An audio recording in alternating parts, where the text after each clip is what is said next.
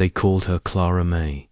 She arrived at Penrose Asylum in Asheville on a Tuesday morning in June of 1961, escorted by 2 highway patrolmen who found her walking barefoot along Route 441. Her nightgown was stained with pine sap, her hands raw from clutching something she no longer held. She didn't speak at first, not to the officers, not to the intake nurse, not even when the doctor tried coaxing her with warm tea and hymns. Only when the nurse began to hum Amazing Grace did she react. She screamed, not in terror, in warning, as if the song itself was a door someone had cracked open. She kept repeating 3 words. Don't let her, don't let her, don't let her. Her full name, confirmed from the paperwork folded in her pocket, was Clara May Galt, born in 1922 in Cosby, Tennessee. But the town had no living records of her. No birth certificate, no family members listed.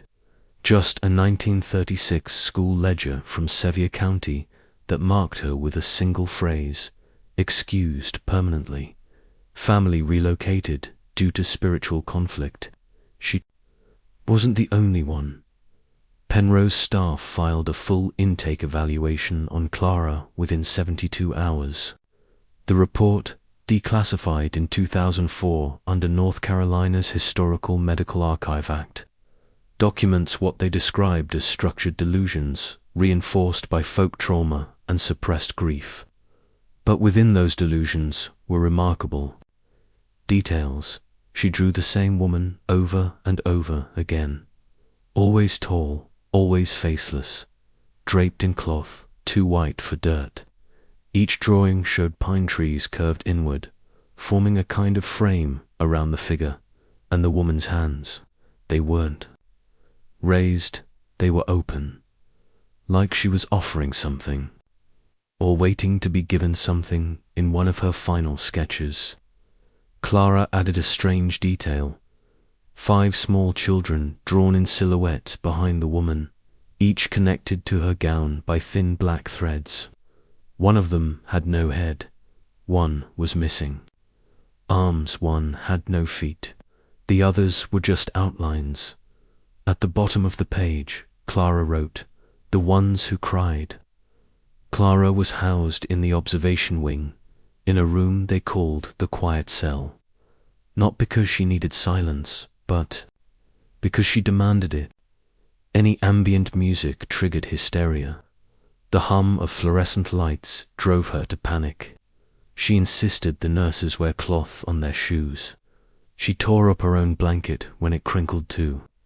Loudly during the night, she said noise was a signal.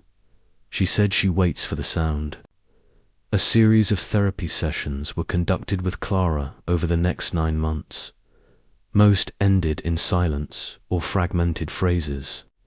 But on January 12, 1962, she reportedly entered a semi-catatonic state during a thunderstorm, only to awaken hours later, speaking in full, unbroken sentences. The transcript of that session, recorded by Dr. Walter Reddick, remains one of the most disturbing documents ever recovered from Penrose's archives. Key excerpts include, "My sister cried twice. She knew not to, but the second time was in her sleep. Mama said to hush her, but it was too late. We hung the dolls by thread, not to scare her, to remind her. Fire takes what the forest refuses, but it never works twice. They sang when they gave her my brother. Said she'd been owed him since the tree fell. You don't name the ones she takes. Names make them hers forever." The doctor asked who she was. Clara replied, "She was never a person. She was a promise." Then Clara said something else, something that caught Dr. Reddick off guard. "If you're reading this one day, it means you kept the file." "She knows." He stopped writing. Asked her what that meant. She said nothing, just smiled. 2 weeks later, she vanished. It's still unclear how Clara left Penrose. Her door was locked. Her window was barred. There were no broken latches, no security breaches, no missing keys. The official report claimed administrative error during patient transfer, but there was no transfer order, no pickup, no vehicle log. The only evidence that she'd been there at all were her drawings, now locked in a steel cabinet labeled sensitive, cultural material. One nurse, Teresa Caldwell, who worked Clara's floor that night, resigned the following morning. Her letter reads, "The humming started around 3 a.m., not from her room, from under the bed. I don't care if you believe me. I know the sound of her voice. It wasn't her." Clara May Galt was never seen again, but her name began appearing, not in newspapers, not in obituaries, but in margins, scribbled on the back of hymnals donated to Baptist missions, etched into the underside of church pews in shut-down hollers, scrawled into the dust on an abandoned school desk found in Elkmont in 1988. One page from a burned ledger in the Blount County Courthouse bore only two things: a list of names. All under the header ascended a final note in the corner, barely legible. Clara warned us. Another case, Judith McGee, age 12, committed to the Knoxville Sanitarium in 1944. Her records include descriptions of non-verbal episodes, singing in a non-existent dialect, and creating dolls from her own hair. Judith's journal, found years later during a renovation, includes this entry. "They made me lie in the cradle box. Said it was better than being taken outside, but the humming still got in, through the cracks, through my teeth." She disappeared from her locked room in 1947. A scorch mark remained on her mattress in the shape of a pine. Branch Dot in 1975. A regional folklorist named Elaine Thomas conducted a series of interviews in the upper counties near Bluff Hollow. One interviewee, a woman in her 80s, refused to give her name, but agreed to speak off the record. Her voice, aged but steady, recalled the night her younger brother went missing. He was 6, had just learned to write his name, drew it in the dirt every day. Then one night, he wrote it on the hearthstone. I told him not to, but he said the voice told him she likes names carved in stone. He vanished that same week. The carving was gone, just ash where it should have been. When asked about the humming, the woman only nodded. Then she said, "It doesn't come from outside. It comes from under." Not all witnesses disappeared. Some endured, but every one of them paid a price. A teacher who could no longer hear, children laugh without weeping, a pastor who burned every hymnal in his chapel before hanging himself, forest ranger who quit after finding a pine tree that bled sap in the shape of a child's handprint. The testimonies are scattered, fragmented, buried under ridicule, misdiagnosis, and time. But they speak with one voice. She was real. She was remembered, and they were warned. So what do we do with this? These are not confessions made for attention. These are not hoaxes built for thrill. These are recorded voices, archived sketches, institutional files, burned margins, pieces of a story too large to see all at once, but unmistakable in pattern. Because when the witnesses go missing, and the files go missing, and the children go missing, something remains, a whisper, a drawing, a song you can't quite place, but hum anyway. And that's how she returns, not by force, by invitation. If your grandmother spoke of a cradle no child ever grew out of, if you have a sketch in your attic of someone you never met, or if someone in your family went quiet after speaking her name, write it below. We need to find the others. And subscribe because they never believed the witnesses until they disappeared to asterisk. No tragedy in Appalachia stays silent on its own. It has to be made that way, while stories of missing children, haunted woods, and rituals woven into hymnals may seem like folklore run wild. The trail of suppression in Elkmont Hollow and the counties that circled it is cold only because someone kept it that way. The deeper we dug, the more patterns began to surface, not just in deaths and disappearances, but in the strange, quiet erasures that followed them, not cover-ups done poorly, but silences so well maintained. They had to be orchestrated. The first evidence of this suppression doesn't come from a government office. It comes from a fire. On April 3rd, 1958, the Sevier County Registrar's office caught fire. The blaze started, according to the fire marshal's report, from an electrical short in the basement. No one was harmed. The fire was quickly contained, but two file rooms were completely destroyed. One of them held birth records, the other property deeds and inheritance claims for the Elkmont area. The building was only 25 years old. Its wiring had passed inspection 4 months earlier.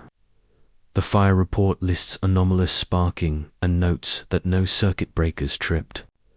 The flame ignited and burned only to shelves before extinguishing naturally.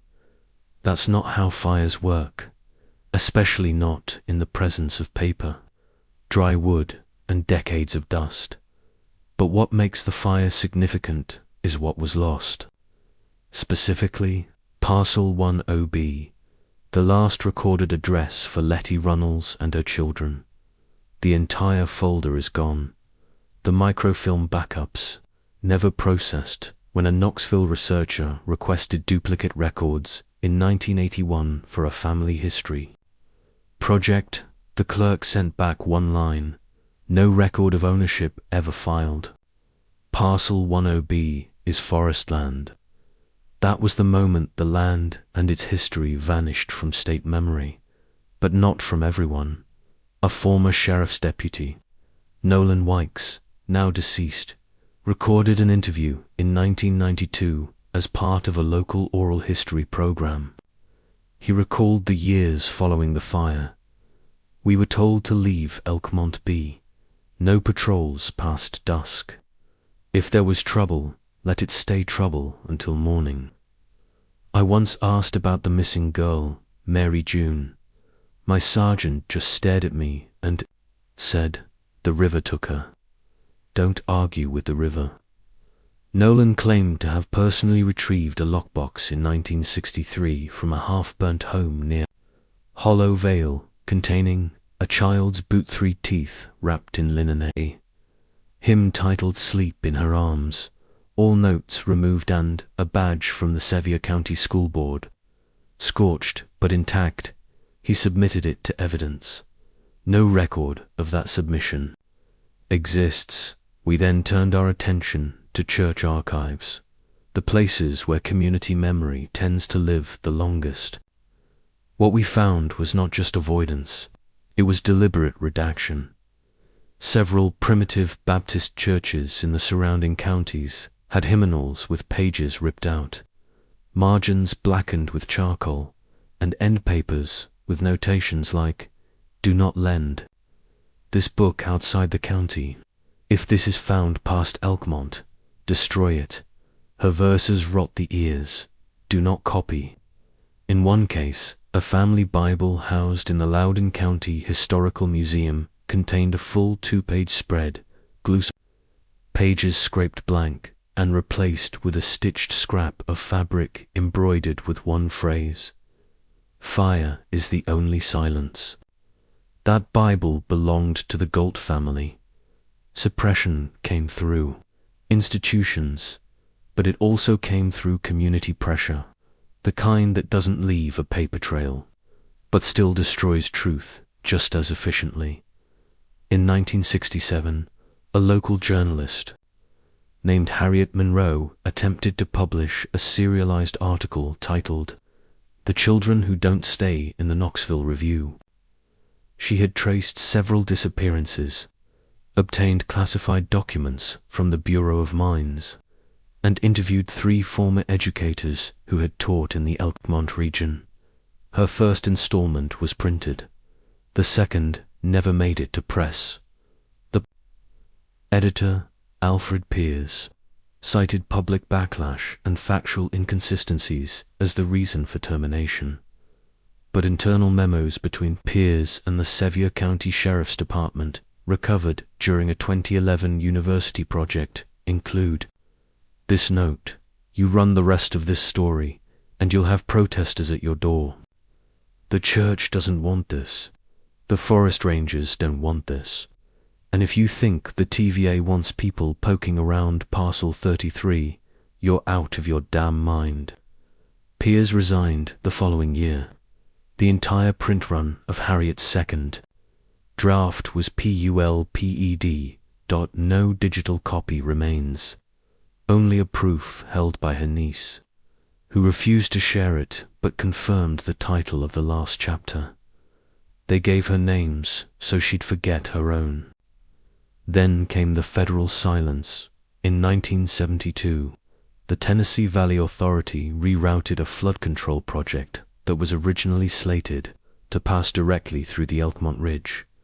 No public explanation was given, but internal route analysis reports from the TVA, now declassified, include this chilling phrase: "Acoustic irregularities detected in subsurface layers. Avoid blasting near ridgewater. Interference patterns suggest atmospheric feedback incompatible with human habitation." When later asked what that meant, a retired hydrologist simply said, "There's a hum out there, and it hums back." Perhaps the most damning evidence of deliberate suppression came in the form of an unsubmitted legislative petition from 1984, drafted by Senator Howard Strickland of Sevier County. Never introduced on the floor, the document called for a full investigation into child disappearance patterns in Appalachian Ridge, Zones, a psychological study into regional hymn variation, a preservation review of Elkmont ritual materials before they're all burned, handwritten at the bottom, too. Many songs gone already. If we let them burn the last pages, we'll never know what we paid for peace. The petition was found in a locked drawer in Strickland's estate, years after his death. No one in his office remembered him ever speaking of it. Even modern researchers have faced obstacles. In 2009, a graduate student at Vanderbilt University submitted a thesis proposal to explore the neural pattern disruption in Appalachian ritual music. The research was denied funding, her advisor pressured to withdraw, and the student expelled for inappropriate sourcing of regional myth. The study's primary source, a recovered recording of a lullaby sung in 3 alternating tones, one of which, when isolated and amplified, produced a distortion in nearby electrical equipment. The recording was mysteriously deleted from campus servers 2 weeks later, but the file name remains listed in backup metadata:"returned WAV. The more we followed the trail, the more it vanished.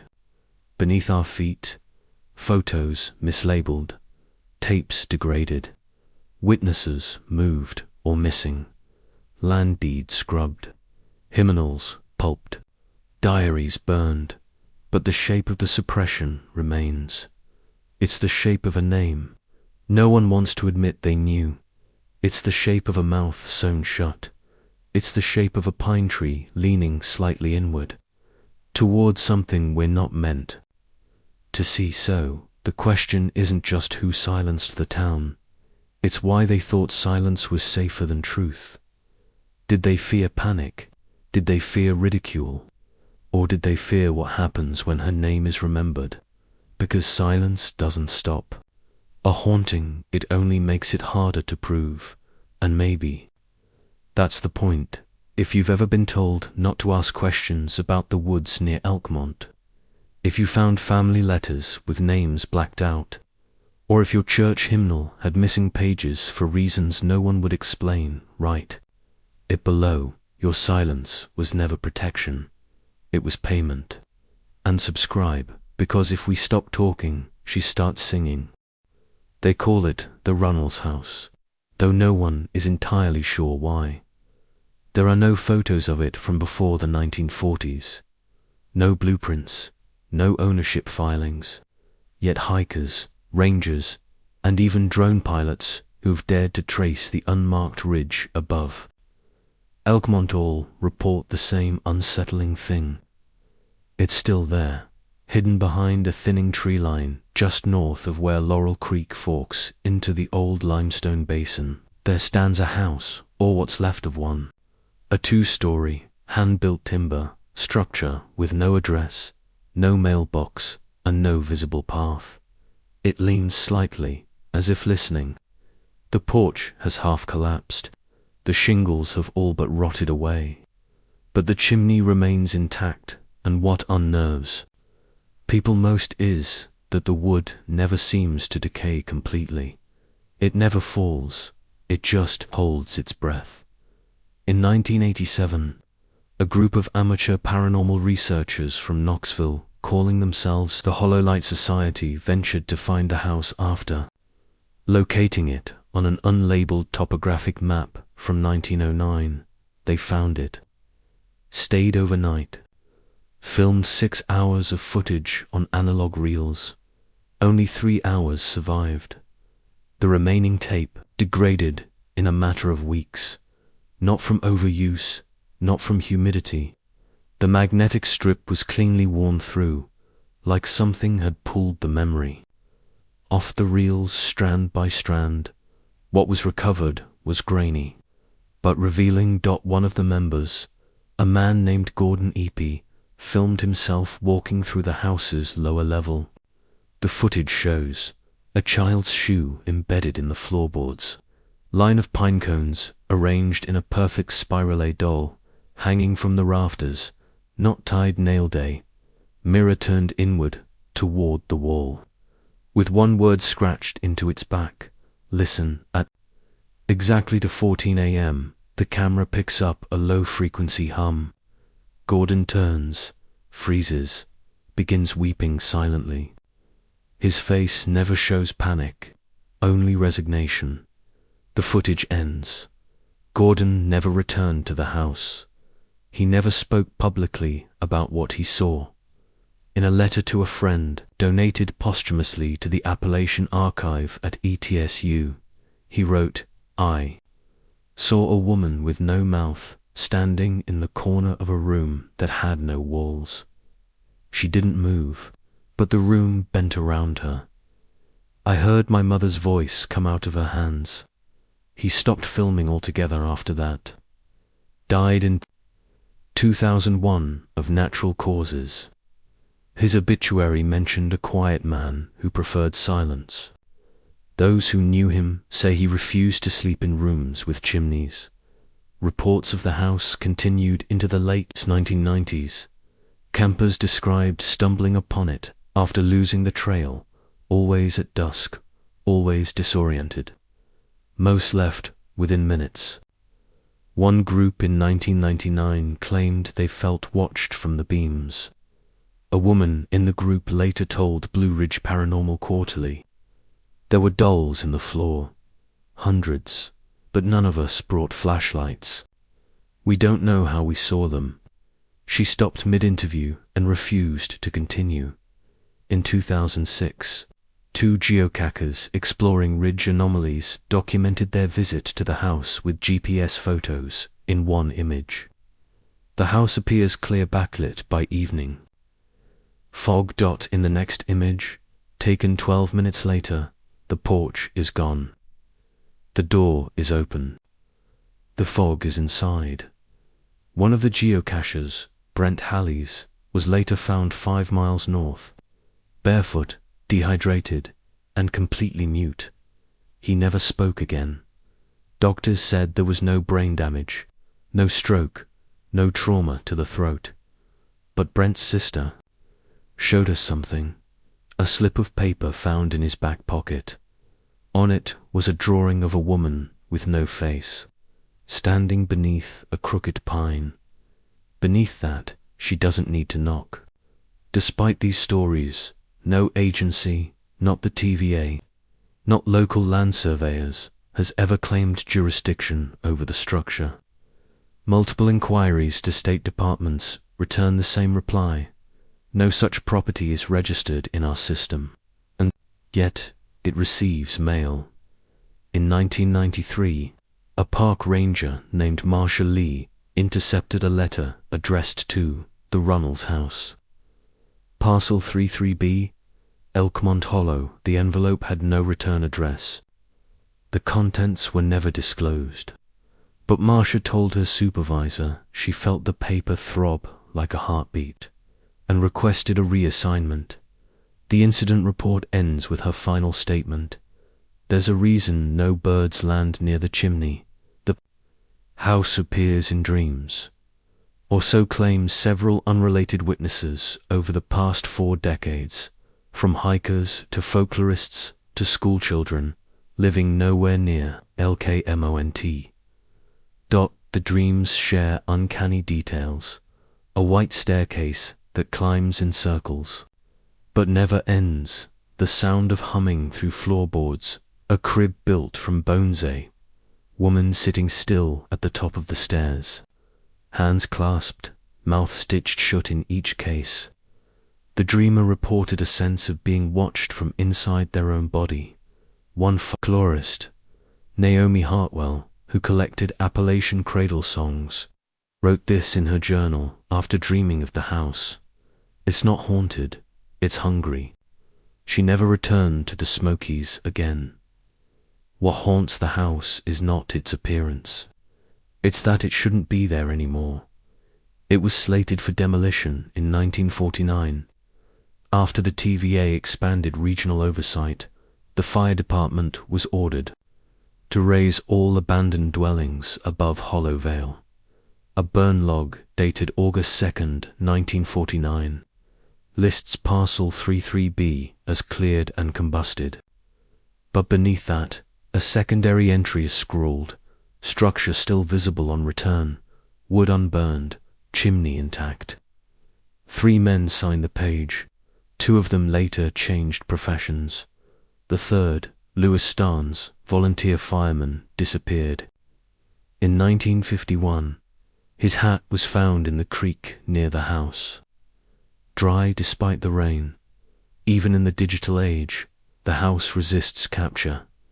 Google's satellite imagery blurs over the ridge. Drones malfunction. Trail cams go dark. One Twitch streamer in 2021 attempted a live hike toward its coordinates. The stream cut out as he approached a clearing. The final frame shows a narrow porch, a single rocking chair, a doll on the steps. Then static, the chat went silent. His channel was deleted within a week. So the house stands, not because it was protected, but because it won't go. It has no foundation in law, no deed, no claim, and yet it waits. Season after season, quiet, unchanging, as if anchored by something beneath. Not roots, not stone, but memory, maybe. It doesn't need walls to hold her in. Maybe it was built not to contain her, but to call her, to invite her back. Because in Appalachia, not every home is a shelter. Some are doors, and some of those doors open in both directions. If you've ever dreamed of a staircase that doesn't end, if you found an old envelope addressed to a house that doesn't exist, or if you've walked a trail and suddenly felt like someone else was remembering it for you, tell us, write it below, and subscribe, because the house is still standing. And one day, it might remember your name too. The story was never just about the Runnels. That's what becomes clear once you pull back far enough past the tree line. Beyond the burned deeds, outside the narrowing holler, what began with one family name begins to echo, split, repeat, different counties, different bloodlines, but always the same silence, and always the same rituals. In the 1934 school ledger from Madison County, North Carolina, 6 children were expelled for what the headmaster called spiritual disturbance. Their offense: reciting the same unknown lullaby during morning prayer, building small effigies from bark and their own hairend. In one case, digging a hole beneath the schoolhouse floorboards and whispering into it. One of the expelled boys, Isaiah Galt, was sent to live with a distant cousin in Virginia. He was never enrolled in school again. In the margin of his expulsion record, the teacher scribbled, "They sing what was never taught."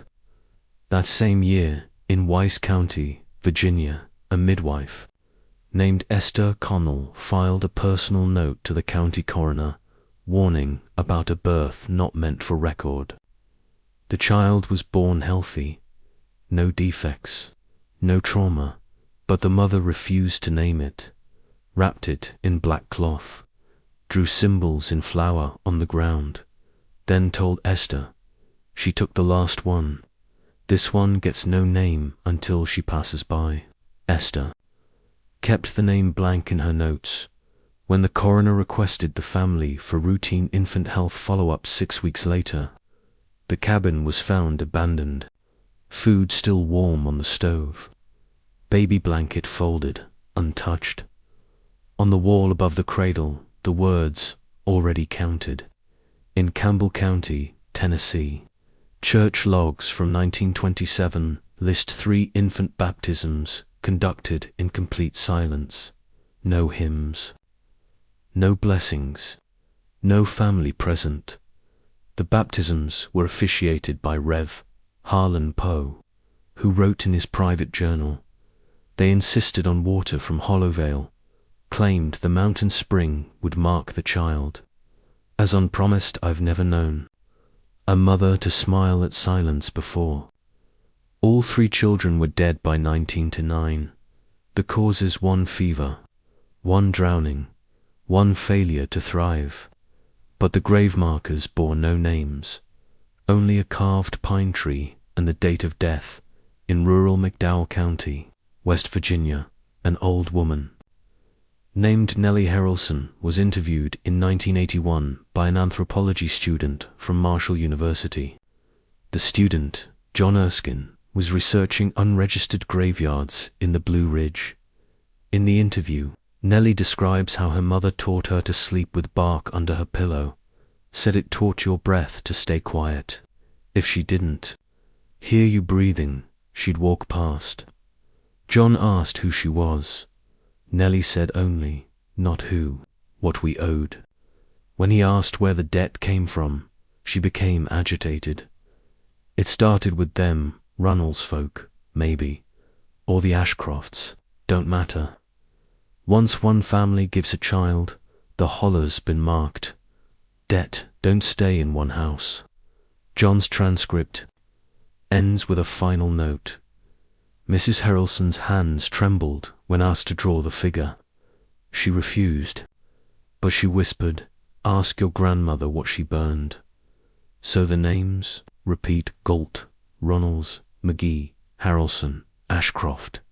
They move across counties like smoke slipping through floorboards, always attached to forgotten properties, to stillbirth and missing papers, to school dropouts and hush money inheritances, to whispered lullabies in languages no one remembers learning. One regional genealogist, Anita Fowler, based in Chattanooga, began compiling these threads in 1999. Her database started with 14 surnames, tied to disappearances or unexplained deaths across Tennessee, Virginia, and the Carolinas between 1900 and 1970. Within 2 years, she had over 100 names. Some repeated, some vanished, but all of them Every single one had at least one common ancestor who had once lived within 15 miles of Elkmont Hollow, and when Fowler published her findings on an early online forum, her post was deleted, not reported, not flagged, deleted, by an admin account that no longer existed. When asked to repost, she refused.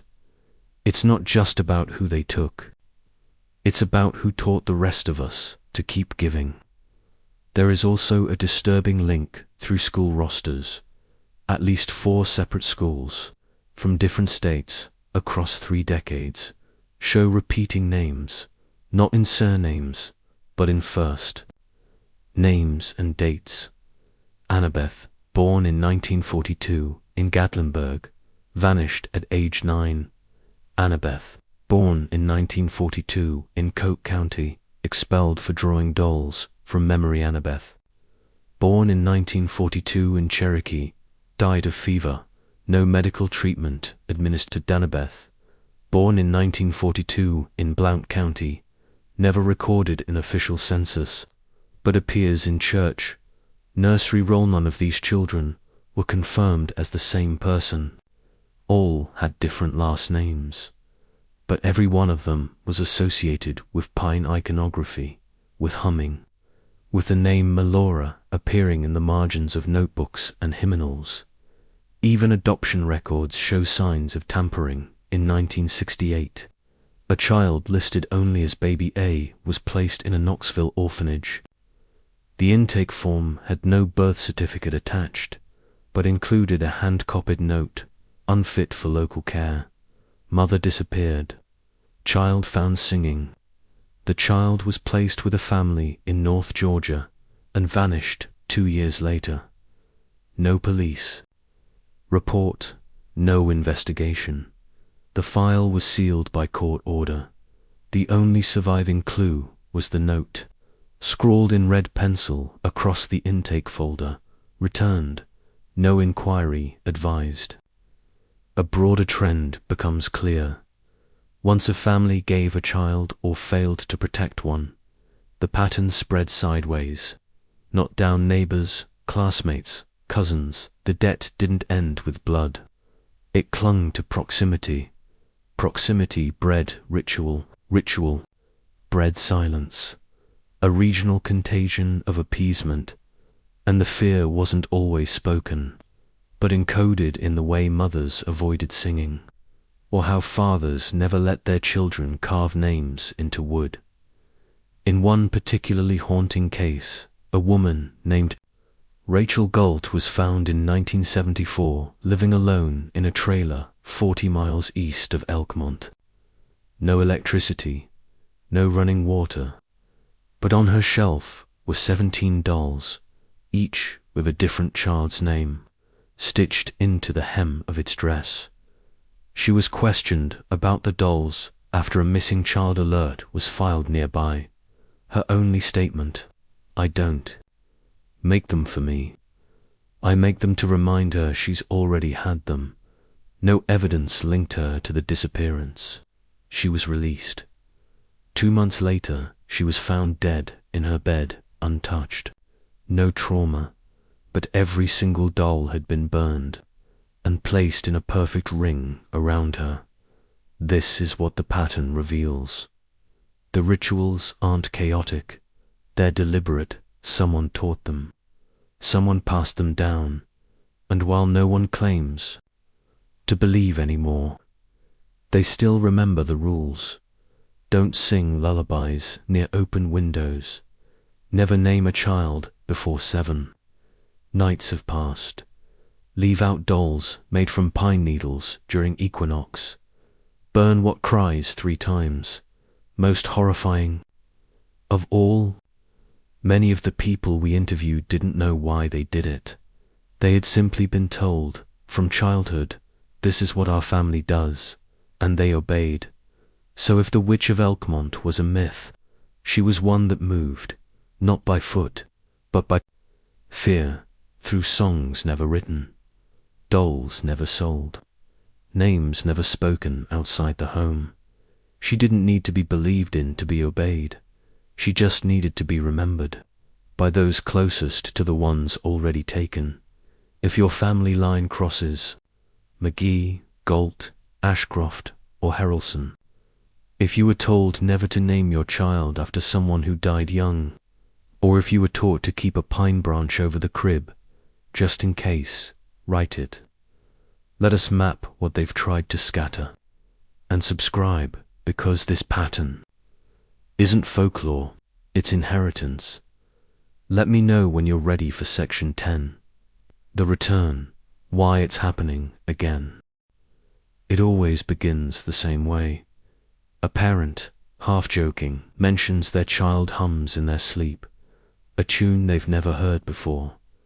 A teacher reports a second grader drawing the same faceless woman over and over, always standing beneath a crooked pine.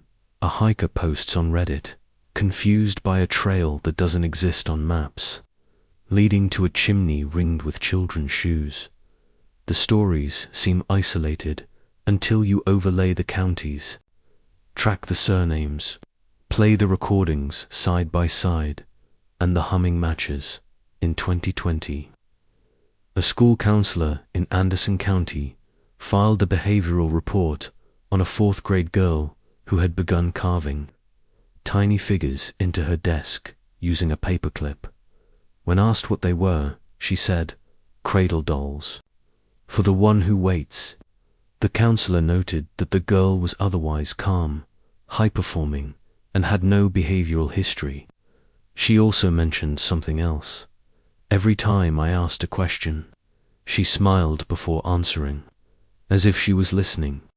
For permission, the report was quietly buried, but an anonymous teacher leaked the desk to a folklorist in Knoxville. Under black light, the carvings formed a ring. Inside the ring was a name, Melora. Later that same year, a Facebook post surfaced in a Tennessee parenting group. It was written by Amy Runnels, a young mother who had recently moved into a rental cabin near Wares Valley with her husband and daughter. The post reads, "Has anyone else had their kids start singing things they didn't teach them? My 5-year-old keeps humming a weird little tune, and when I asked her what it was, she said, 'It's how I stay still when the lady watches.' I laughed at first, but she won't stop. Even in her sleep, it's just 2 notes over and over, like a slow lullaby. It makes my skin crawl." The post was deleted within 48 hours. Amy's profile went dark. The cabin was listed for rent again 3 months later. No forwarding address. No forwarding family.in Southwest Virginia. A group of teenage campers uploaded a short video to TikTok. It showed them exploring an abandoned shed off-trail. Inside was a small handmade cradle cobbled together from branches and string. Resting. Inside was a bundle of hair, feathers, and cloth. The caption, "Found a baby doll in the middle of nowhere." It was humming. The video went viral. Over 400,000 views. Then their account was banned. Reddit threads discussing the video report that a brief, high-pitched hum could be heard when the camera zooms in on the cradle. Audio engineers analyzed the file. The hum fell into the range low enough to be felt in the body, but not always heard by the ear. One researcher wrote, "It wasn't interference, it was vocal." A former church deacon from Blount County emailed a regional folklore researcher in 2022. The message read, "Someone's added pages to the hymnals again. I'm not joking, same binding, same paper. But these pages weren't there last week. The song has no notes, just slashes and the word breathe. My granddaughter tried to sing it and had a seizure. That church was locked the following Sunday. The pastor never reopened it. The pattern is back, but it's changed now. It wears digital skin. It travels through TikTok filters. Children's drawings on tablets, names typed into ancestry websites. A new line emerges. She never stopped. We just stopped hearing her. In a widely shared Reddit post titled, "Something's Wrong with My Son," a father from North Carolina described his 7-year-old becoming withdrawn, avoiding mirrors, and whispering to an empty crib they kept in the attic for sentimental reasons. When confronted, the child said, "She's almost done remembering me." The father removed the crib the next day. 2 nights later, the house burned to the ground. The fire marshal ruled it an electrical accident, but the only item untouched, a suitless pine doll sitting in the center of the child's room. No scorch marks, no ash pinned to its chest. "I'll forget when you do." We reached out to regional 911 call centers. Many counties still do not digitize old dispatch records, but some operators shared anecdotes. A woman who called because her daughter's closet was singing a man who claimed a child he didn't have was knocking on his front door. A nurse who woke up to find her son standing in the backyard, repeating "she was mine first" while holding his birth certificate. None of these calls resulted in official reports, because none of the children were harmed, not yet. Folklore specialists call this reactivation, when a suppressed narrative re-emerges due to stressors, generational memory, psychological trauma, or environmental triggers. But what's being reactivated here isn't just memory, it's ritual. In 2023, a Tennessee preschool teacher shared anonymously, "We had 3 kids this year who don't blink when they hum. They all hum in unison. No one taught them the song. We've banned singing in circle time altogether." When asked to identify the tune, she refused. "It doesn't have notes. It's a shape." Multiple therapists across Appalachia now report the same recurring image in children's art: a tall woman, white dress, antlers or branches on her head, no mouth, and one hand extended. In nearly all depictions, the woman is flanked by dolls or children with stitched eyes. None of these children know one another. They come from different states, different backgrounds, but they draw the same thing, as if they were remembering something their parents forgot to fear. A lullaby transcribed by a West Virginia folklorist in 2024 includes a line that doesn't appear in any known musical archive: "Lay still, child, she'll pass you by, don't say your name, don't let her cry, if humming stops before the flame, then sleep in peace. She don't know your name, it's been labeled as a hoax, a modern creepypasta." But the folklorist insists, "This was taught to me by an 82-year-old woman in a hospice bed who hadn't spoken in weeks. She sang it while smiling. Then she died that night." The facility's audio security picked up the humming continuing. After the woman passed, it lasted 3 minutes, then stopped. So why is this happening again? Maybe the better question is, did it ever stop? What we called silence might have been pause. What we called healing might have been forgetting, but someone always remembers. And she doesn't need every family to believe. She just needs one child to hum. And the world we live in now, it's perfect for her. Noise everywhere. Parents distracted. Songs on shuffle. Doors unlocked. She doesn't need the forest anymore. She just needs a cradle and a song. If your child hums a melody they didn't learn from you, if you dreamed of a woman standing in the corner of a room with no walls, or if your family history has a blank space where a sibling or cousin should be, write it below. Let us see how far she's traveled. And subscribe, because her song is spreading again. And you may already know the tune. Names are anchors. They keep us tethered to the world, to memory, to lineage, to story. But in the dark corners of Appalachia, Names can also be doors, and some doors were meant to stay closed. It begins with a signature. In 1914, a Dr. Asa Wilbur, working at the Wares Valley Infirmary, signed off on the death record of a stillborn girl delivered during a thunderstorm. Her name, Melora G., but something was strange about the signature. Researchers analyzing death ledgers years later found that Dr. Wilbur's handwriting in that entry didn't match any of his other signed records.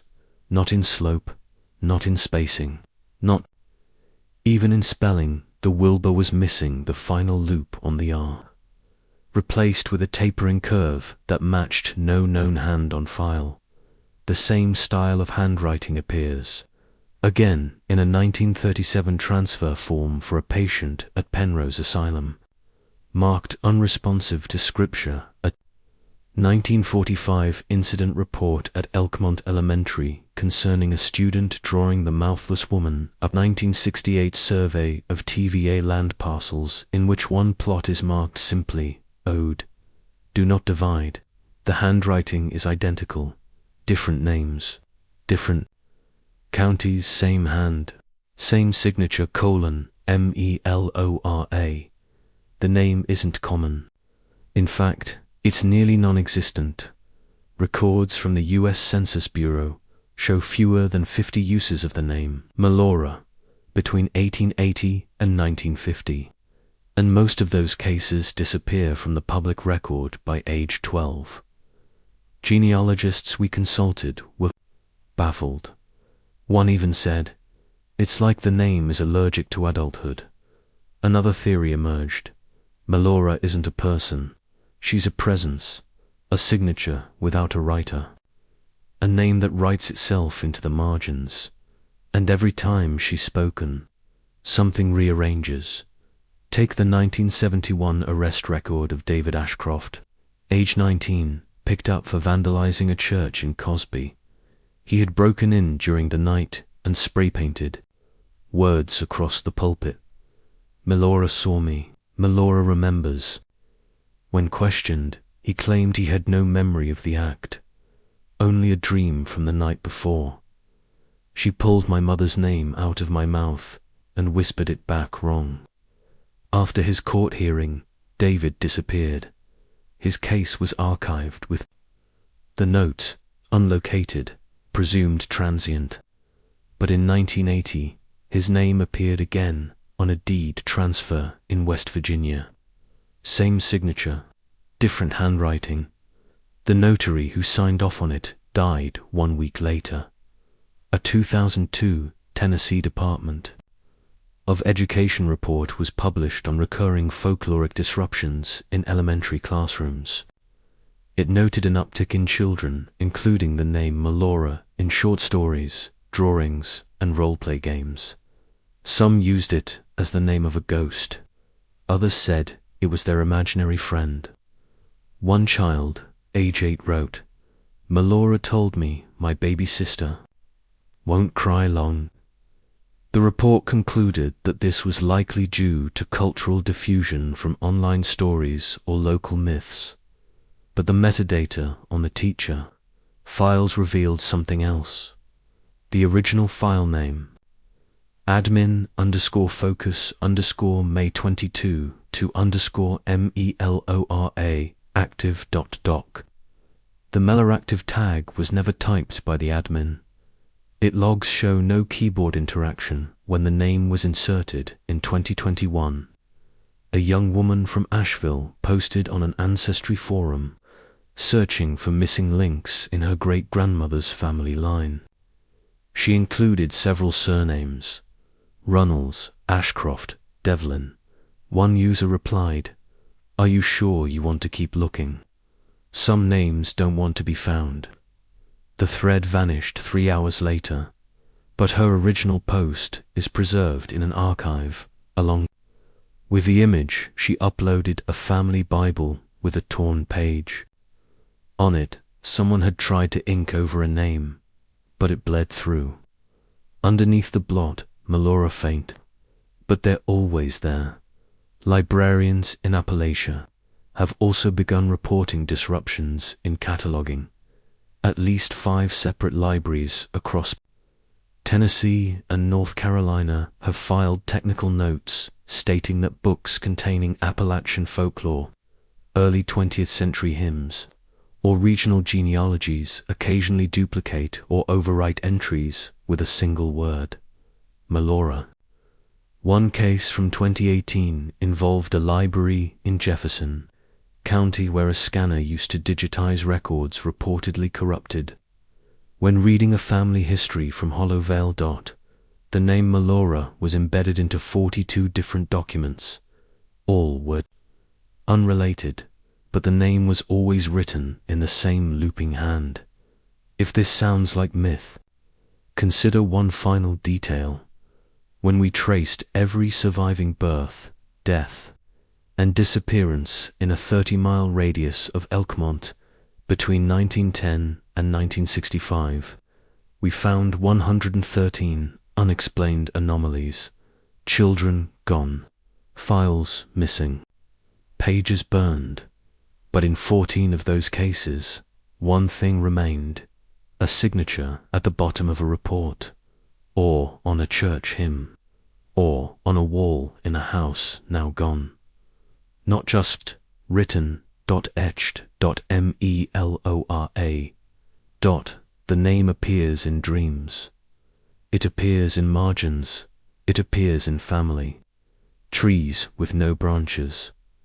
One retired census taker, Mr. Joseph Wingate, who helped conduct the 1940 Appalachian Enumeration, confessed in a 1983 interview, "There were names I was told not to write. Families would say skip the middle girl. I didn't ask. But I remember one family, Runnels I think, said the girl's name was for singing only, not paper. When asked what the name was, he just said, I never heard it twice the same way. But every time, it sounded like Melora. This is the truth we feared finding. The name doesn't belong to her. It belongs to the act of remembering. It's the name written by those who lost, the name spoken by those who gave, the name etched when the debt is active again. It's not a person, it's a pattern, a presence, a signature. You only see when it's already too late to stop the ink. So when a child whispers Melora in their sleep, or when a photo from 1939 suddenly has her name on the back, or when your family records include a page you don't remember writing, know this: you're not being haunted, you're being recorded. If Melora has ever shown up in your genealogy, search. If your child has ever signed a picture with a name you don't know, or if your attic contains a document with a signature you never wrote, tell us. Type it below. Let others verify the pattern. And subscribe, because once the name is spoken, the story starts writing itself again. It started with a GPS tag, not a name, not a record, not even a myth, just a set of coordinates buried deep inside the XF. Data of a photo posted on a parenting blog in 2023, a blurry image of a child's drawing. One of those stick figure nightmares, just lines and scribbles to most. But to those who know the shape of the story, it was unmistakable. A faceless woman, a white dress, a child with stitched lips, a pine tree bent like a question mark. The metadata said the image was taken near parcel for 4B, just west of Elkmont Hollow. There is no parcel for 4B on any current Tennessee property map. But the GPS coordinates point to something. Something still there. A research team from a local university followed the trail. They didn't expect much. Maybe a clearing, maybe a fireplace, maybe nothing. What they found was a collapsed root cellar, partially buried beneath a rotting cabin shell. No signs of human presence for decades. No animals, no birds. Just the smell of soot, old milk, and something else, pine sap and iron. Inside the cellar, they found names, burned into the walls. Dozens, maybe more. Some legible, some warped by flame dot. Runnels, McGee, Ashcroft, Devlin Galt. The names weren't carved like graffiti. They were scorched, blackened into. The wood, like a branding iron, had pressed them from the inside. And at the center of the back wall, one final word, : listen. The search ended there. The research team submitted their findings to the historical division, but the file was closed without publication. 3 members of the team have since left academia. One refuses to speak about the trip. Another has reportedly removed all mirrors from her home. The third has gone completely off-grid. The cabin is still there. Technically, it's not even a cabin anymore, just beams and ash, swallowed by moss. But people still find it. Not often, only when they're lost, or when they've dreamed of it before ever stepping foot in the forest. In 2024, a wildlife drone malfunctioned above the ridge. The operator reviewed the footage and found a single intact frame before the system crashed. A rocking chair, upright on a splintered porch. A dull mouth, stitched shut, sitting in the seat. A mirror, cracked, facing outward, and next to the chair, a bundle of cloth that looks too much like a child's dress. The drone went down seconds later.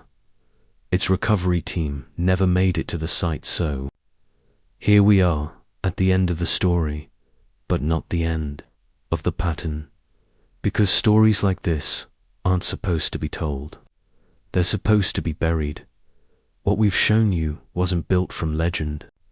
It was stitched from files, whispers, names, lullabies. No, one sings on purpose. This wasn't a haunting. It was a history. One the state tried to pave over. One the churches tried to burn. One the families tried to forget. But the silence didn't save them. It preserved her. So what do we know now?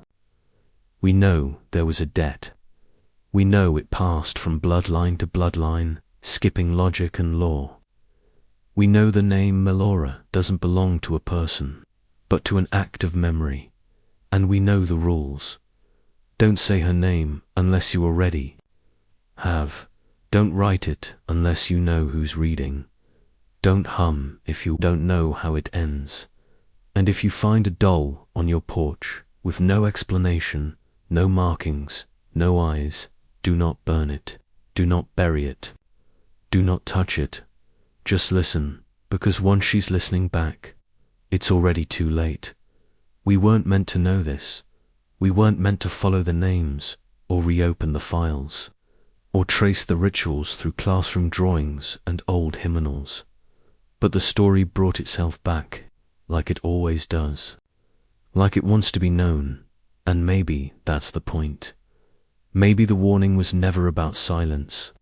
Maybe it was about remembering too late. If you've heard the name Melora spoken by someone who couldn't explain it, if your dreams hum a lullaby you never learned, if a photo in your attic shows a woman who never aged, and no one remembers taking it, tell us, write it below. Let the record rebuild itself, and subscribe, because someone doesn't want this story known, but she already knows your name.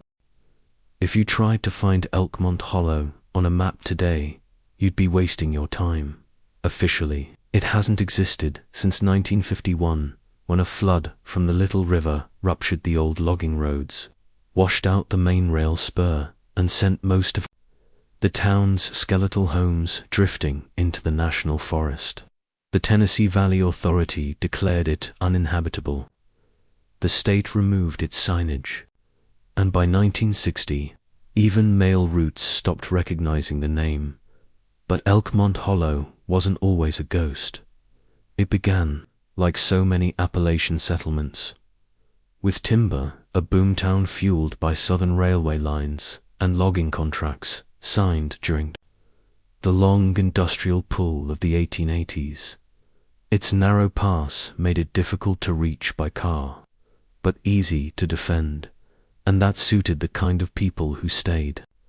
Mostly Scotch-Irish settlers, some from North Carolina's depleted valleys, others from orphan trains, a few from God knows where. They didn't come for prosperity, they came for privacy. By 1911, Elkmont had a sawmill, 2 boarding houses, a company store, a schoolhouse with a copper bell, and the most isolated primitive Baptist congregation in the entire Sevier district. But it never grew, unlike Gatlinburg and Townsend, which flourished from tourism, trade, and transit. Elkmont was hemmed in. The woods were thick, the cliffs sudden, and the river. It murmured even when still. Locals claimed it changed direction on quiet nights. In a 1933 census roll, the population of Elkmont Hollow was estimated at 148 souls. That same year, 11 of them were children under the age of 10 by the 1940 census. That number had dropped to 2. No birth records explain the drop. No migration files show the families moving. The children were just gone. Property tax ledgers from 1937 still list Elkmont Hollow as active, but beside most lots, the occupancy fields are empty. One of the few remaining handwritten entries reads, Parcel 9C, dwelling intact, chimney sootless, no movement since fall. Rocking chair observed, rocking in absence of wind. There's a photograph, archived in the University of Tennessee's folklore anthropology collection. It shows a derelict home at the base of Pine Lick Ridge. The front porch has collapsed. The trees are dead, but the rocking chair is perfectly upright. A doll sits in the seat. Its eyes are scratched out. Its mouth is stitched with red thread. The back of the photo is labeled, Property of L. McGee.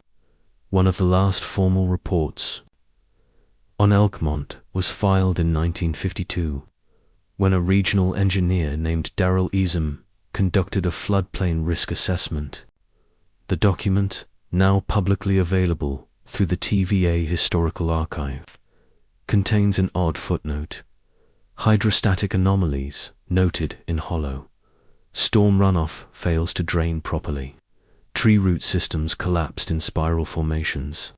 Recommend relocation of surviving structures. He also includes a hand-drawn map showing drainage swirls and acoustic pockets.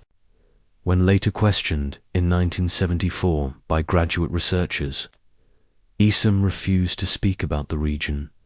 All he said was, "The silence there has weight, like it's listening to you think." Despite its erasure from official maps, Elkmont still exists. In fragments, in side lots, in the places GPS glitches and road signs contradict. Park rangers acknowledge it informally, but only with a nod or a shift in posture. One ranger interviewed in 2006 said, "It's there, but we're told not to patrol that trail past dusk. Not for safety, for quiet." What's more disturbing is how often people end up there without knowing why. Hiker logs from the Smoky Mountain Trail Association record at least 19 cases since 1992 of campers or trekkers getting turned around and arriving at what they later describe as a place that wasn't on the map. One woman in 2013 reported seeing a schoolhouse with no glass in the windows, only wax paper taped across the frames. She heard a bell ring, but no clapper was visible. It rang steady, but soft, like someone didn't want it heard. "I swear I saw a girl behind the glass. She had a doll, but no eyes." When she returned with a ranger the next day, the building was gone. Only the bell remained, cracked, half buried in vines. The deeper you look into Elkmont's history, the more it recoils. Letters sent to Knoxville newspapers in the 1920s reference the singing pines and the crying trees of Hollow Vale. None of these letters were printed, but carbon copies were found in donation boxes decades later, marked with editorial rejection slips that simply said, "Too disturbing," no community verification, yet multiple oral interviews from descendants of the area repeat the same phrases. "They don't stay babies long here. We were told to put cotton in our ears if we heard the lullaby. When Ma heard her again, we packed and moved to Cosby. She said the trees started learning our names. These weren't just ghost stories, they were warnings. Passed in quilts, carved in barnwood, spoken only when the river was loud enough to hide the words. And then there's the church. Officially, no record of a chapel exists in Elkmont Hollow, but a 1936 mission directory lists a congregation called the First Devoted of the Returning Light, a sect believed to be an offshoot of hardline primitive Baptists who rejected the gospel in favor of local law. Their doctrine, handwritten in what appears to be charcoal on birch parchment, includes several chilling hymns. No sound she makes, yet hear her cry, one child taken, one left to lie, the roots will cradle. The fire will bless the one who walks. In wedding dress, the wedding dress, in Appalachian lore, is sometimes a symbol of purity. But in some mountain texts, it's a death garment, used to prepare women for burial. What was she being prepared for? Or who was being prepared for her?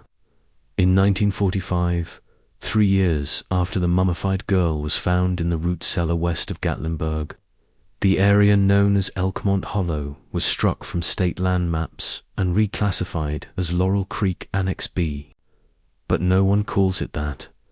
No one calls it anything at all, because by then there was no one left to speak for it, and that's the part that still haunts researchers. This wasn't just a forgotten town.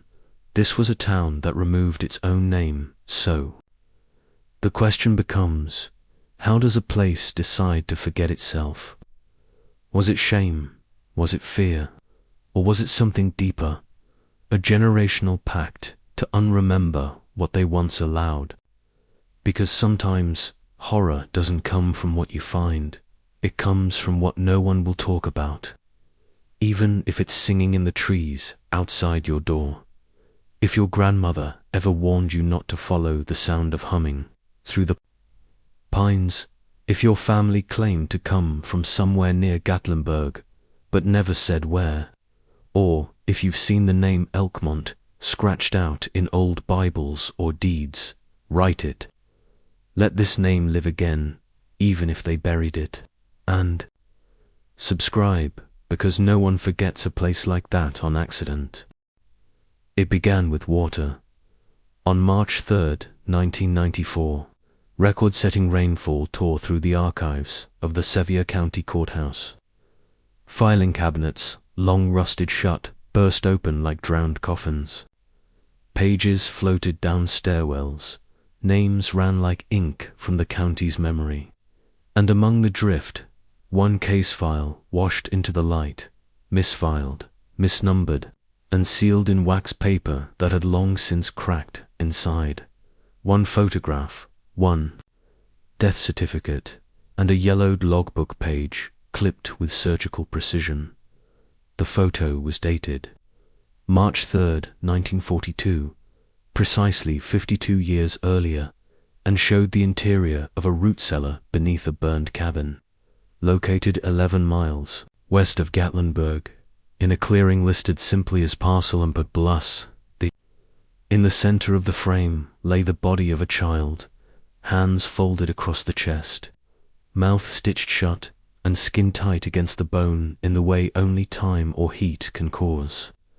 But there was no note of decay, no mention of weathering, as if the child had been preserved. or returned.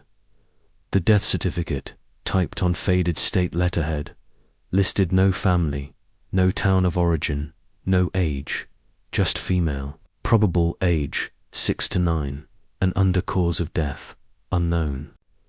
But it was the remarks field that turned the page into a cipher, one word, stamped in red ink that had not faded at all. Returned, no police file accompanied the case. No missing child notice from any nearby town matched.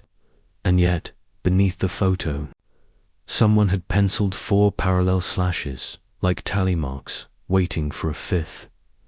In 1953, County Archivist Ellis R. Dunlap recorded an interview with a retired deputy constable who had responded to the call in 42. That tape, long thought lost, was rediscovered in 2007 inside a shoebox, mislabeled as TVA water rights, obsolete. The audio is crackled, but the voice is unmistakable. This was the 4th, but we were told never to write the number. They said she took them because we let her. There was silence. Then a sound, faint and distant, like wind brushing, over woodwind pipes. No baby cries west of Bluff Hollow. Ain't since the war. If one does, well, don't let it cry 3 times. The interview ends there. The rest of the reel is static. Forensic archivists later confirmed the sound that played in the background of the tape did not match any wind pattern, musical instrument, or wildlife recording from the Library of Natural Sounds. So what was it? Some say it was just folklore, an echo from a town that hadn't had children in years. Others say it was a lullaby. And still others, the few who still whisper names in the hollows of the Smokies, say it was her voice, the one they were told never to name. In a supplemental log entry filed the following day, March 4th, 1942, the Sheriff's Office noted, cabin on parcel 14D, destroyed by controlled burn. No foundation, no cellar accessible, considered resolved. But a single line in a maintenance ledger from the Department of Forestry contradicts this. Site smoldered for 6 days. Chimney remained intact. Pine trees bent inward. There is no explanation offered for how pine trees bend inward toward flame, or why the fire crews were instructed to leave the chimney untouched. That chimney still stands, though maps don't mark it, and according to hikers, nothing grows within 15 feet of its base. Not weeds, not moss, not even the ants. That same year, 3 more children went missing from counties surrounding the ridge line. 1 from Coke County, 1 from Blount, and 1 from North Carolina's Swain County. In each case, they were last seen after sundown. In each case, no trace was found. And in each case, the parents said they heard someone singing. A mother from Maryville, whose daughter vanished while playing in the creek behind their home, told the Tennessean in 1942, she was laughing one moment, then gone, but I heard it. I swear to God, I did. Like a hymn, but slower. Like it didn't have words, just breath. The article ran on page 9. No follow-ups were printed. Years later, in 1965, folklorist Meredith Kinsey published a regional ethnographic survey titled Echoes of the Ridge, Folk Tales and Suppressed Histories of the Smoky Mountains. In it, she includes a brief but disturbing section titled The One Who Took the Crying, based on oral retellings from residents of Blount and Sevier counties. The stories describe a woman, or sometimes just a shape, that lived in trees and could only be heard by children after dusk. She did not lure, she waited, and she took. Only 1 child per family. If she took your brother, she'd never take your sister, unless you lied, unless you said you didn't hear her. Kinsey's book was later pulled from the University of Tennessee's library collection in 1973 after 2 students claimed to have seen her. After reading the text aloud in Elk, Moenty, no incident report was filed. But the most chilling thread comes not from folklore, but from a psychiatric intake log at the now-defunct Penrose Asylum in Asheville. A 6-year-old girl named Darla McGee, admitted in 1957 after repeated night terrors, was recorded drawing the same figure over and over again. A tall woman with arms too long and no face, only a black opening where the mouth should be. The note in her patient file reads, "Patient claims the woman sings without sound. Says she walks like fog and leaves dolls made of teeth and bark." Darla was discharged in 1961. In 1998, her granddaughter, Rachel McGee, uploaded a forum post on a defunct Geocities page titled Southern Myth Hunters. "My family don't talk about my Nana's time in the hospital, but I found a box in the attic with her drawings. There's dozens of them. The woman, the dolls, a hill with a chimney, and the phrase she wrote again and again, returned, returned, returned." The post was deleted within a week. Rachel's profile was never active again. What's most terrifying isn't the thought that something took children in the dark. It's that someone or some system kept trying to cover it up. Across counties, across decades. Files misplaced, audio lost, articles never printed, whole names scrubbed from census lines like they were never born, like they were only ever borrowed, and always that word returned. It shows up in one other place, a margin note, scrawled in red pen in a 1904 missionary register from Cades Cove. It was found in 2002, wedged behind a false wall in the preserved primitive Baptist church. There is no explanation for why the name Melora is scratched out, or why someone replaced it with, "She walks with no feet. She sings for those who cry." The entry ends abruptly. There are no other mentions, but the register's final page is smeared with something dark, and the very last sentence, nearly illegible, seems to say, "Don't let the fire go out. If she comes, let the trees take her." So the question remains, was this hysteria born of fear and isolation? A way to make sense of missing children in an age without Amber Alerts and search dogs? Or did belief feed something into being, generation after generation, until it didn't matter whether she was real or not? She was remembered, and maybe that was enough. Because whatever truth lives in these woods, it doesn't hide in shadows or hollers. It hums, it waits, and it always comes back for the ones they won't miss. And to this day, no birds land near the chimney, no matter the season, no matter the wind. The name Runnels shows up twice in the Sevier County Census between 1900 and 1940.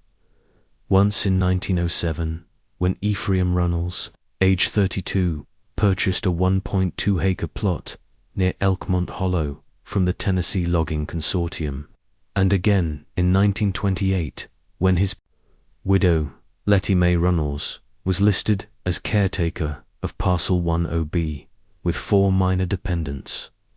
After that, nothing, no death certificates, no remarriage, no school records, no wills. It's as if the Runnels family stepped off the record entirely, as if every trace of their line was quietly unthreaded from Tennessee history.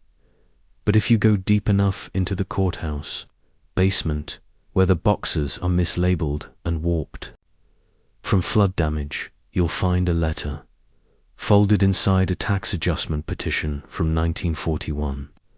It's unsigned and typed on unheaded paper. A portion reads, "Parcel 10B does not require re-evaluation." The woman doesn't answer mail. The children are not enrolled. They don't stray. No dogs are required on the property. There's no explanation for who filed it, only a case number that doesn't match any recorded system. But a marginal note, scribbled in pale pencil, adds something stranger. Saw one child in March, pale, walking wrong. Didn't blink, singing without mouth. The Runnels aren't the only family that blinked out. In Blount County, the Ashcrofts vanish in 1931, despite census records, showing 4 living children and a grandfather listed as disabled veteran. Spanish-American War, the McGees, originally from North Carolina, show up in Sevier County around 1915 with 7 dependents. By 1936, only one Judith McGee is listed on the Knoxville poorhouse roll, categorized as mute, semi-responsive, mother unknown. And then there's the Galt name, which appears in the 1920 Sevier County School Attendance Register. A boy named Henry Galt was suspended for threatening other students with carved sticks and claiming to speak with the Pine Woman. The principal marked his behavior as disturbed but imaginative. Henry disappears from records in 1922, but the principal's personal notes, donated by her family to the Tennessee Historical Society, tell a different story. He began to walk in rhythm, always humming the same 2 notes, said he dreamed. Her songs told one girl her baby brother wouldn't cry long. That girl, Sarah Devlin, reportedly suffered a nervous collapse in 1933 and spent the remainder of her life in a care home outside Cookeville. When questioned about Henry years later, she whispered only one thing. He said the trees asked her to borrow him. The pattern is eerie but consistent. Each family that disappears leaves behind fragments, an uncashed land bond, a child's drawing, a school desk carved with strange shapes, a tin lunchbox filled with feathers and hair. They're never the same artifacts, but they always feel like they were left on purpose, as if someone wanted to be forgotten, but knew they wouldn't be. There's also a birth record, or rather, the edge of one, in a burned registry book salvaged from the Elkmont Primitive Baptist Church. Page 213 is mostly destroyed, but a single name remains visible, scrawled in unsteady ink beneath the column marked Live Births, 1926. Lillian M. The rest is charred away. But what's haunting is what was written in the notes column beside it. Mother did not cry. Child blinked 3 times. Forest went quiet. A traveling midwife, Emmeline Crouch, kept a personal logbook now housed at East Tennessee State University. In a September 1926 entry, she notes, delivered a girl child near Hollowvale. Strange birth, no sound, cord dry. Mother stared out. Window entire time. Girl had 4 fingernails on left hand. Told me her name was already known. This child, unnamed in the midwife's record, matches no birth certificate in the county. But in 1932, a patient at the Penrose Asylum in Asheville, listed only as LM, claimed to be borrowed by the one who lives in Pine. She was approximately 6 years old. Why were these children not registered? Why were their families not tracked, or at least not pursued? According to a 1947 internal memo from the Department of Public Health, uncovered in 2005 by fewer researchers, certain rural family lines have been marked non-compliant due to cultural resistance and theological variance. Further, in not advised unless outbreak risk is present. Translation: these people lived too far off-grid, with too many strange beliefs and not enough reasons to investigate, unless disease, violence, or scandal drew attention. But what if what drew them away was something much quieter? What if a family line doesn't vanish because of trauma, but because of tradition? That may explain a strange inheritance note filed in 1959 in Knox County Probate Court. In it, a woman named Margaret Ashcroft attempts to claim timberland rights from my sister Letty Runnels, presumed deceased. The clerk writes, claim denied. Parcel 10B still listed as active homestead. No death certificate or transfer request filed. Sister's name unchanged on deed. When Margaret reportedly returned to Parcel 10B to investigate herself, neighbors claimed she never came back. One hiker, an old trapper named Herschel Vaughan, later told a researcher in 1987 she walked in wearing a yellow scarf and boots too fine for these parts. I warned her not to hum. That's how they hear you. Years later, in a family Bible from North Carolina, a genealogist uncovered a family tree that had been physically scratched out. Entire branches of names removed, not erased with ink, but torn from the paper itself. The inscription on the next page was still intact. Let the record die. Let the names rest. She has no use for remembrance. There's one more piece. A photo from 1939. Faded, black and white. 5 children standing in front of a cabin near Elkmont Hollow. All are barefoot. All wear white. None are smiling, but it's the 6th figure just behind the window pane that chills researchers even today. A shadow, tall and narrow, with what looks like a veil over its face. No reflection, no outline, just a presence watching. The back of the photo reads, Returned, Runnels Children, 1939. There are no surviving copies. The original now resides in a locked cabinet at the East Tennessee Folklore Archive.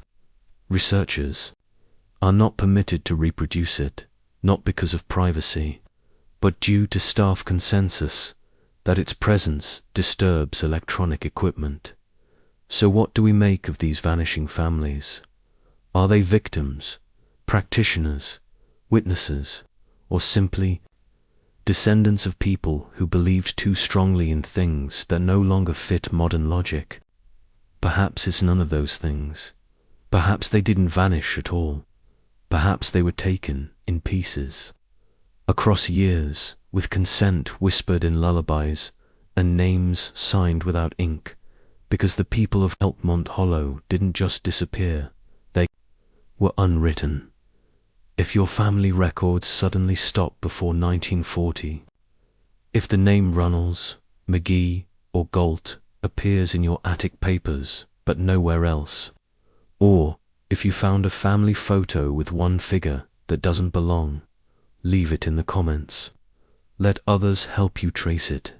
And subscribe, because stories like this aren't supposed to survive. But somehow they do.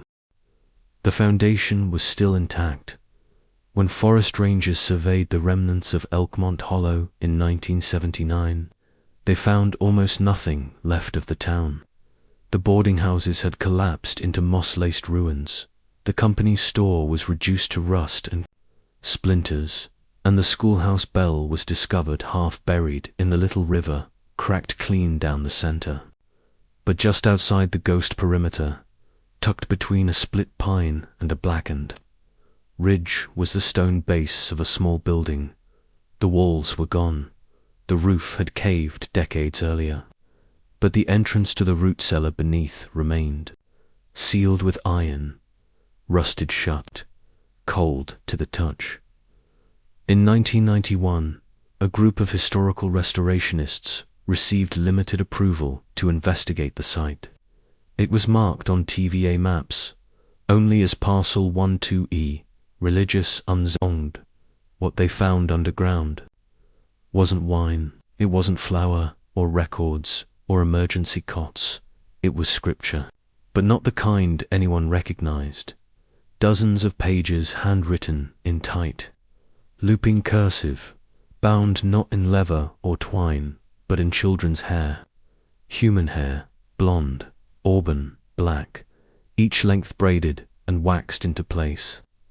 The pages smelled, not of mould but of pine and ash. Several were water-stained. Some appeared chewed at the corners, as if mice had tried and failed to consume them. The script was English, mostly, but woven between the lines were words that made no phonetic sense, half-written in a cadence that resembled Appalachian hymns. The texts had titles like The Devotion of the Returning, One Hymns for the Childless Night, Lesser Psalms for When She Enters the Room. The last was only 4 pages long, but each page had the same refrain. No mouth, no feet. She is between us. Some of the entries read like sermons, others like diary fragments. Do not hum what you do not understand. They tried to bless her, but her name twisted the oil. Fire purifies boys. Girls require silence. Perhaps most chilling were the entries written from a child's perspective, shaky letters, backward vowels. She likes when we don't cry. I saw her in the wall. Mama said the singing is how we pay. No names were signed. Number, authors identified, but in the margins of one page, faint and nearly rubbed away, was a scrawl in pencil. Runnell's second girl took easy. Religious scholars consulted in 1995 called it a synthetic theology rooted in punitive mysticism. In layman's terms, it was a cult that looked like a church. But this cult had no charismatic leader, no messianic figure, no named doctrine, no central preacher. It was decentralized, organic, passed down not by one person, but through ritualized silence and whispered instructions, a theology without authorship, one that centered entirely around her. No name ever.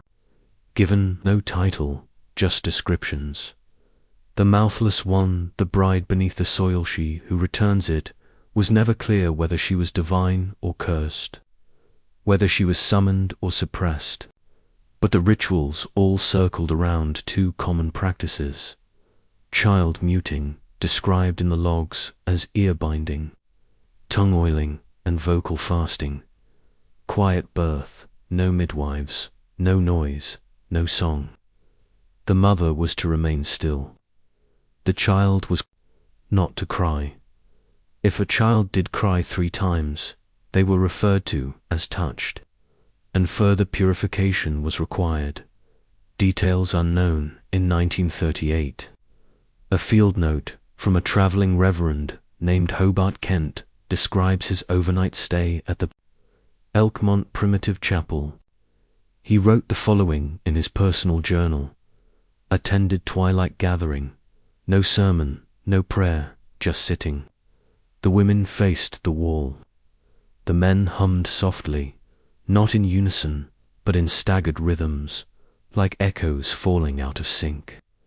At some unknown signal, they all stopped. A small girl was led to the altar. Her mouth was covered with red cloth. No one spoke. Then a woman stood and said, "She is owed this one." He left the next morning. He never returned. That journal, hidden in a box of estate documents for decades, was only recently added to the public record in 2017. What kind of God asks for silence?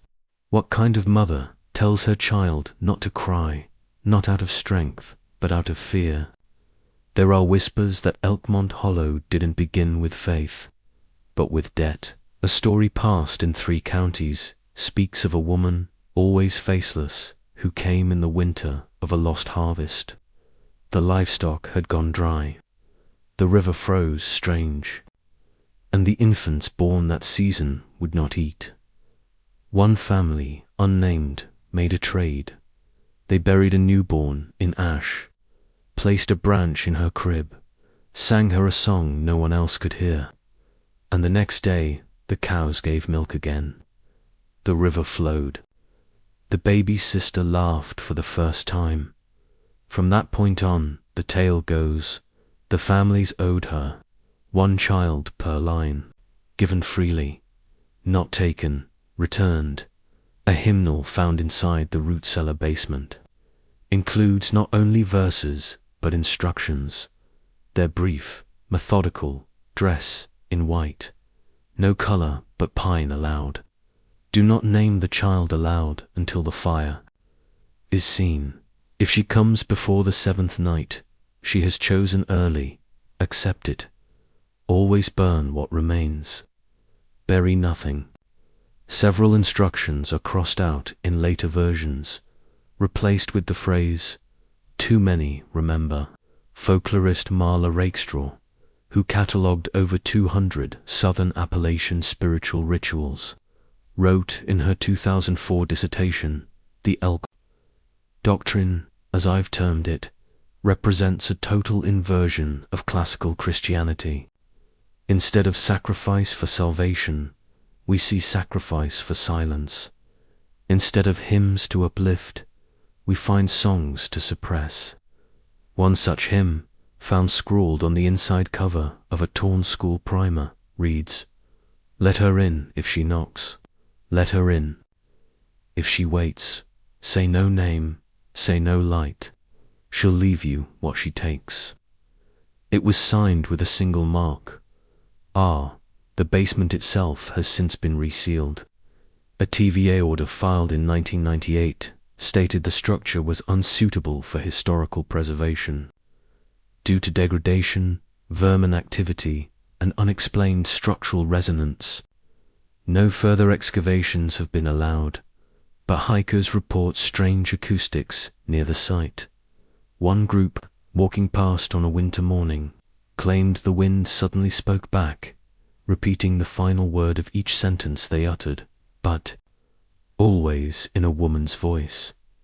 Their audio was reviewed. The final 5 seconds include a faint, humming vibration, too low for human pitch.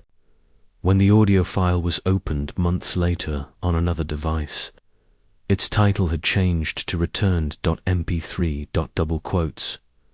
They swear they didn't rename it.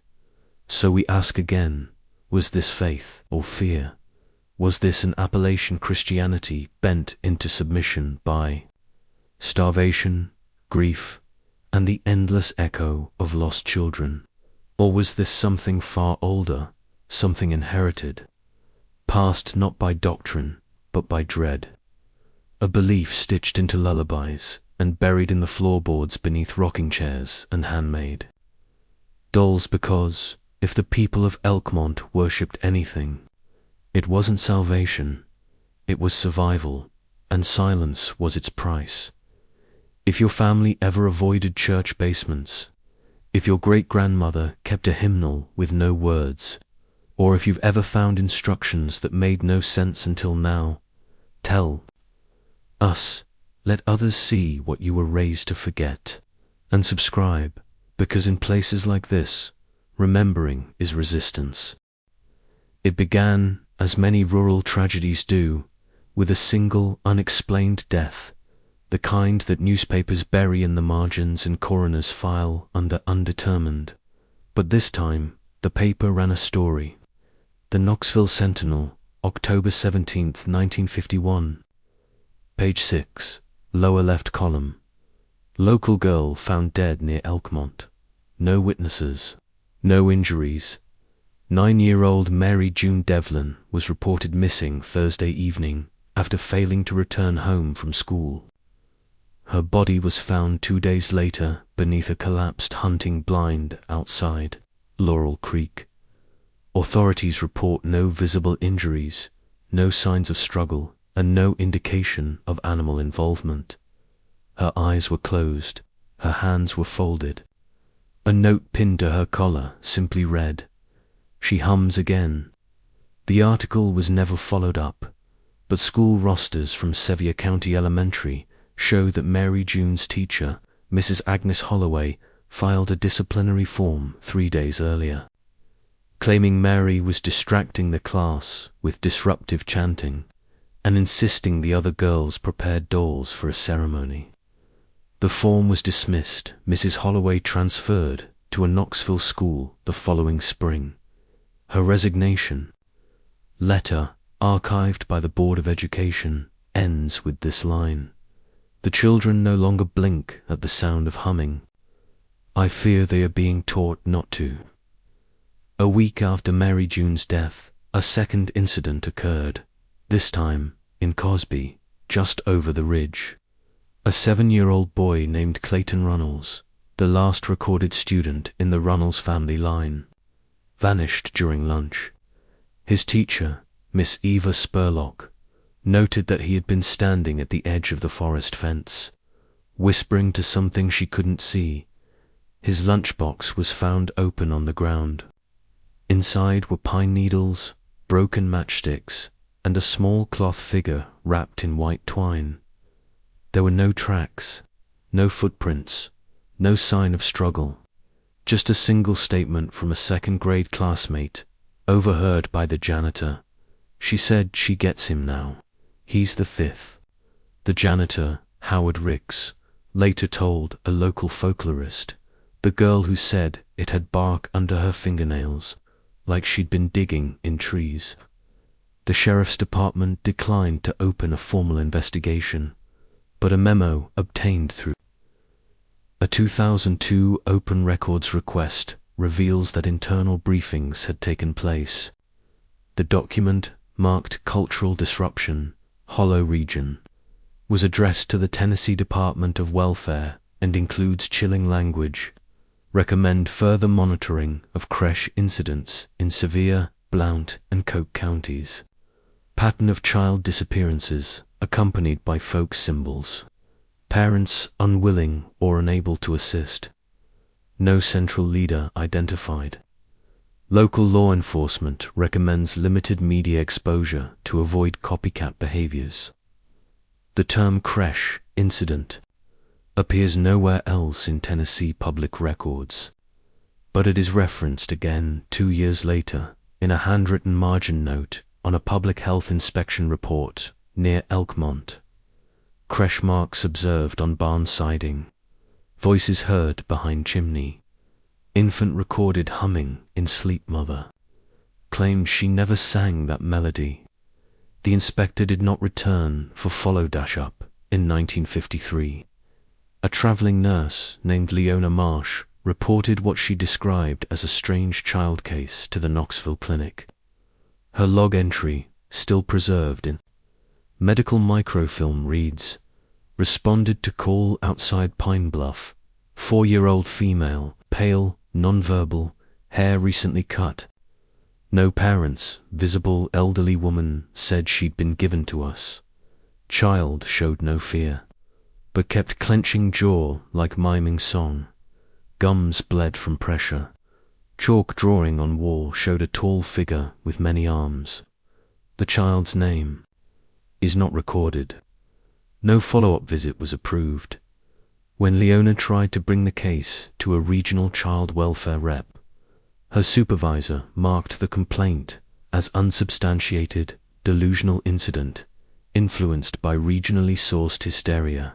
She resigned 2 months later. She never filed another child report again, but perhaps the clearest indication that the outside world had begun to take notice came not from a school or a clinic, but from the Bureau of Mines in 1954. Geologists surveying old coal claims near Bluff Hollow discovered a hand-dug shaft on Parcel 31C, previously believed abandoned. The shaft had no ventilation, no signs of recent mining, and no ownership registration since 1901. Inside, they found a room carved into the mountain rock. No ore, no tools, just a crude altar made from slate and tree sap, surrounded by 11 handmade dolls, each wrapped in what appeared to be children's clothes. One was wearing a dress later, identified by Mary June Devlin's surviving sister. The report filed under subterranean cult evidence, Ridge activity, was sealed within a year. Its final paragraph reads, "No further entry recommended. Tones detected within chamber do not register within normal acoustic range. Resembles breathing or humming. Miners expressed disorientation. One worker reported a vision of a woman with no face standing inside the wall. The room was collapsed with dynamite, but a TVA employee later admitted the explosion wasn't deep enough to seal the full chamber. We just made her wait longer." What began as whispers in one hollow had begun spreading across counties. By 1955, child welfare reports in the region contained unusual phrasing, repeating complaints of children singing things they shouldn't know, making dolls from shed hair, or digging small holes beneath porches and placing offerings inside, feathers, fingernail clippings, pine cones stained with sap. Parents didn't call them possessed, they called them promised. The rarest documentation comes from a court statement, filed in 1956 by a desperate father in Blount County. His name was Joseph Ashcroft. His 3-year-old daughter, Hannah, had vanished from her crib one night in May. No forced entry, no ransom. The only thing found on her bed was a branch shaped like a human arm, with 5 small offshoots, 4 fingers, tied in a bow. His written testimony reads, "My grandfather always said she sings 3 times. Once to wake you, once to warn you, once to take you. I heard it twice." The case was thrown out. The sheriff's department ruled it as likely abduction by a vagrant, despite no sign of entry, but Ashcroft was later committed to a mental institution. After neighbors claimed he nailed iron nails around his house, sang over the chimney, and spoke Latin he didn't know.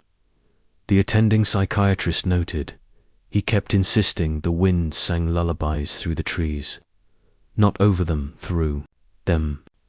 One final document reveals how deeply the event began to fracture official channels. 1957 Department of Education. Memo found sealed in a vault during a 1980 renovation of the Nashville Records Hall, addressed to the Commissioner of Rural Curriculum Standards. Multiple educators in Appalachian Ridge counties have raised concern about recurring symbols found in children's drawings, many featuring a tall woman, no face, black eyes, white dress, antlers, or mouths stitched closed. Affected students exhibit emotional numbing, chronic nightmares, compulsive song repetition, and resistance to daylight instruction. No standardized psychiatric evaluation accounts for the consistency. The drawings are not copies, they are remembered. The memo ends with an unsettling recommendation: do not introduce choral music units in Ridge schools until further notice. Suspend pine-themed holiday crafts. Investigate hymn books for unauthorized insertions. That directive was never publicly released, but teachers remember. Some still whisper about it. One retired principal, anonymous by request, said, "We were told not to teach anything that sounded like a lullaby, not because of copyright, but because of what might answer." So here we are. The moment when outsiders finally saw what insiders had long stopped reporting: children dying without wounds, children disappearing without trace, humming in the trees, tiny, dolls in school bags, notes pinned to the dead, and officials turning every page into ash before the ink could dry, because if belief could summon her once, then silence, they thought, could put her back to sleep. If your school banned certain songs without explanation, if you or someone you know dreamed of a woman with no face and a voice like wind, or if you've ever found an old file marked returned and couldn't look away, write it below. Let the truth push through the dirt. And subscribe, because the files don't open themselves, but someone needs to read them.